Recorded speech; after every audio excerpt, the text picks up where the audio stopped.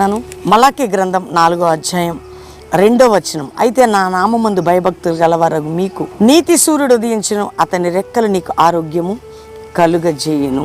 దేవుని అందు భయభక్తులు గలవారికి నీతి సూర్యుడు, అతని రెక్కలు నీకు ఆరోగ్యం కలుగజేయను. బాహ్య సంబంధమైన ఆరోగ్యమే కాదండి, అంతరంగ సంబంధమైన ఆరోగ్యం, అంతరంగ సంబంధమైన అభివృద్ధి, అంతరంగ సంబంధమైన స్పిరిచువల్ బ్లెస్సింగ్, ఆత్మ సంబంధమైనటువంటి కృప. అందుకోసం ఈ ఉదయం మీరు శ్రద్ధగా ఈ మాటలు రిసీవ్ చేసుకోండి. నీకు విజయము అంటే నీ ఎదుగుదల, నువ్వు ఎదుగుదలగా ఉంటావు, నువ్వు అభివృద్ధి పొందిన బిడ్డగా ఉంటావు. ఎవరిని ఆశ్రయిస్తే దేవుణ్ణి. అందుకే దేవుని పట్టుకోండి, గట్టిగా ప్రార్థించండి, ప్రభుకు సమీపంగా రండి. నువ్వు ఎదుగుతావు, నీ జీవితంలో అన్నీ కూడా ఫలభరితంగా చేస్తాడు. కాబట్టి ఉదయకాల ప్రార్థన అనేది మిస్ చేసుకోకండి.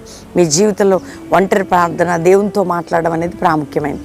కాబట్టి ఈరోజు దేవుని వాగ్దానం, నీకు ఆరోగ్యము, నీకు సమాధానము, నెమ్మదినిచ్చే దేవుడు ప్రభువైన యేసుక్రీస్తు.